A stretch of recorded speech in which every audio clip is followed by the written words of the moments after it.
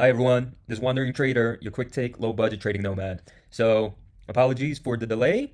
I was flying from Merida to back to Mexico City yesterday, so I was not able to upload on my schedule. So these are some of my picks. I'm gonna be uploading a video on my Merida trip in the coming days, maybe in a couple days on my Dividend account. So yeah, look forward to that. So if you guys are not aware of that, I upload traveling content with my Dividend portfolio. So you could check that out. You could, yeah. I also give brief reports about cost of living and such and such. So yeah, you could check out that content. Anyways, let's go back to the portfolio. So Thanksgiving Day, Thursday. Happy Thanksgiving. Hope you guys are enjoying your holiday. Not everyone is enjoying the holidays on this week, but we are down 6%. This is 13,000 on paper unrealized loss. So what? How did we trade? Let's take a look. So we entered into Baba, we closed it out, and then we went back in. I believe this was one day. I was writing 152. We closed that out in a couple hours. We pocketed 240, and I realized Baba was still downtrending. So we pivoted to 2 weeks out, and we have written 760. This is some portfolio margin. This is like three standard deviation at 114. So this is just goofing around and stuff like that. This I needed to actively manage, but like on a day-to-day basis. But other than that, it's like chump change. $56 is not a lot of money, but when you're in a emerging market, I mean, $56, it's like a week's groceries. So at least I'll get to survive. Anyways, let's take a look at our cost basis so far. So for my wish position, our cost basis is 532, and we have about 17,500 shares, and I've been writing cover calls, so they are expiring in the 17th. So this, I'm gonna wait this out, but most likely, because I have decided to go long term with this, I'm gonna be writing over 30 days cover calls, so I do not, so I would have the qualified cover calls and holding period of more than 30 days. So when the assets appreciate and I get rid of it, I would get taxed much better. So when I write for next month, I believe I'm going to go $6 as my strike. I have to see to be determined. But our Baba 147.52, so not too bad. We have written, we close, bought the close, we pocket the difference. So this is where we are at with that. Let's take a look at some of the WeBull averages. So this, I believe, is the sample size from WeBull account holders. So right now, this is a great representation of the population as a whole. Of course, there's going to be errors, but more or less, the average for Wish right now 531. The average for Baba right now is 169. We are under, so we are pretty good over here in Baba. And there's some developing stories. As you guys know, I do not cover 13Fs and take quotes from institutions or or like Charlie Munger. I'm not planning on taking this channel in that direction where I talk about the Chinese government or this and that, the other and stuff like that, because it's just all speculative. So I stick with the data and I stick with my convictions. I know where the fundamentals are. I know where the mean is. So as you see right here, this right here, this is center and spread. And I always give my limitations on my thesis. So it's not about confidence, conviction, and stuff like that. We are articulating our entry and exit, why we are doing certain things. This is a trading account after all.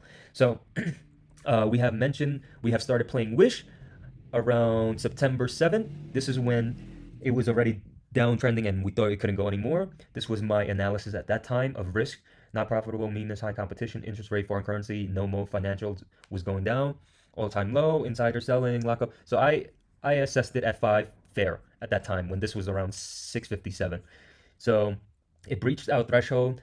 We started building small positions at this time. I've already articulated 2 months ago. Understand this. This was about two months ago, right? I can hold this for 10 years. So my intention is to swing, but now I pivoted, and I am going to write long term. Uh, to get my long term capital appreciation, I'm gonna have to write 30-day cover call. So I'm pivoting to long term plays, but 30 days is what gets me is a leg that gets me to that long term. So We have to see till next quarter. Jackie Reese, the chair, has mentioned the CEO is stepping down and stuff like that, and we are waiting for announcement. The bottleneck situation with the ports are on the macro level. The bottleneck, it was most impactful to the most economies on Q3. Now we are talking about a new variant. There are actual lockdowns happening already as we speak. This is developing within like the last week. Lockdowns: Israel, Eastern Europe, Austria, Germany. They're talking about new. The U.S. have already expressed that they're not going to lock down, but we are heavily in e-commerce right now. This is where we have been playing, so we're not going into any more positions. We're going to ride the Baba out, and we're going to ride the Wish out, and we're going to see how Q4, Q1 plays out. So we are taking a look. Oh, this is my dividend account. So we have been outperforming the S&P 5 by a bit. But anyways, let's move on. Guys could check that out later on if you are interested. So context logic, we have already expressed that we're going to play 30 months out, and luckily, and we are playing witching events. So this is monthly. So this is the third week of every month where contracts expire and there's heavy volume. So from there, from the expiration on the 17th, I am going to be pivoting, and I'm going to be playing January. So at this time, I could write the 750. We're going to see what happens because we still have a couple weeks until our cover calls expire. But I believe, because I'm gonna have to come up with some money for Uncle Sam. So we might be playing around 6 and start building a cash position on that. But other than that, we'll see. To be determined. Baba, we are playing weekly or bi-weekly. So if I get more than 50% in my first couple hours on my first day, I am most likely closing that out, taking that, and I'm going to be writing bi-weekly. So right now our average, what was it, 147, and our strike was 149. So I'm going to be going 149 for sure. So we're going to be pocketing 10 contracts around like 800, anywhere from like 700 to $800. So per week, every couple weeks. So monthly, I should be generating about 3,500, 4,000.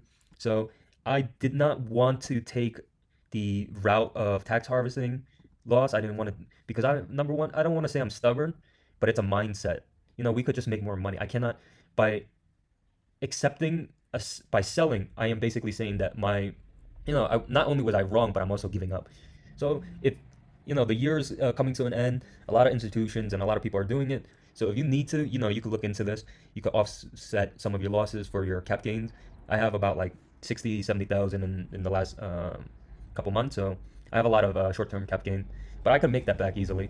So also, if you're taking that route, be attentive and be aware of wash tail rule.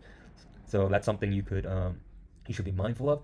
But we are playing this out. This is 204. I peaked out about what? I peaked out about 240. So we're down like 40 in paper. We're up. We're still up like 15. We still have more, and then in a couple, we could make about 4,000. And come tax season, what is that? April. So we should have about like another 20,000 in cash ready. And I might also use some of my portfolio buying power, and I might just generate some peanuts just for kicks. Yeah, I go out a lot, so I have to take out my girls and I have to feed them. And hotel rooms are not cheap, food's not cheap, taking people out is not cheap. But anyways, let's go back to Alibaba. This is some of the analyst coverage. So it has been lowered nonetheless: 216, 230, 200, 245, 180, 182. This is the last couple of weeks. So we've already mentioned we're going to be playing this bi-weekly until next earnings. That's key. Next earnings, if there's no turnaround, then I'm going to have to hold this out, and I'm going to write 30 days cover call. So 30 days, let's see. Let's get, just build an abstract. This is a theoretical, like what would happen. So I would be generating about 30 days out, like around 300. 3 times 10, about 3,000 every month, right? So this would that would, bring me break even in a matter of like 2-3 months.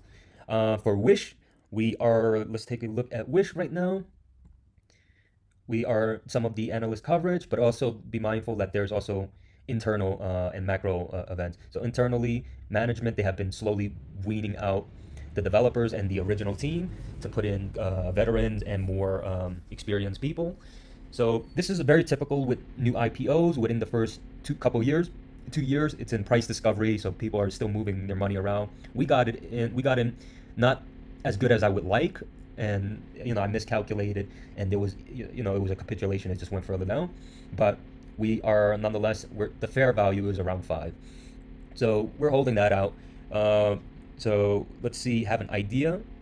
30 days out, I'm generating, if I'm writing around 6, this is about 2000, I believe 2003, 2004. So yeah, we still have we have the assets, right? We have the assets. If you are living in your house and it so happens that the property value just drops like 25%, are you going to be selling at a loss? You're living it. It's an asset. You could also use it. So we are putting our assets to use. We're utilizing this, and we're generating income. Our cover calls are bringing us income, right? We are generating 760, 350. I wish 600, 550. We could hold on and not realize the loss. The only worst case scenario is if there's an actual bankruptcy situation, and even then, that's not even convincing enough where it'll go to zero, right? I mean, you you you guys are familiar with Hertz, right? Some people, they actually go like B deep. They go deep when there's fear, or that's the difference between risk takers and actual people who are comfortable with where they're at. So risk takers, they'll go in sometimes. They'll buy like junk bonds, and they'll arbitrage junk bond, and then there's a turnaround, right? They'll probably pay like, all right, I'll take the risk. I'll give you 10 cents to the dollar, and then it so happens in 2 years they could 3x their money, 3 4x their money. So I have the assets. I'm playing this out. And if you like this type of content, like I said, I am not these type of people. All due respect to all of them. I'm not talking about Ray Dalio, Bridgewater. I don't have thoughts. I don't have, worried about this. I don't have other stuff that suggests anything. I don't have 13 Fs. I don't have Michael Berry. I don't have Buffett or Munger or Monesh, why he did this or why he did this. This is what I'm about. Okay, I am a trader. I open positions, I close positions. I articulate myself. I talk about statistics. I talk about standard deviation, moving average. And I don't use technicals.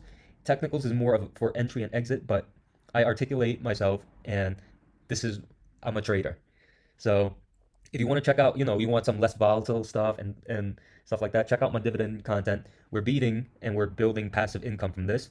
And yeah, I have more trips coming up. I'm going to be uploading a couple videos um, in the coming days. So wait for that.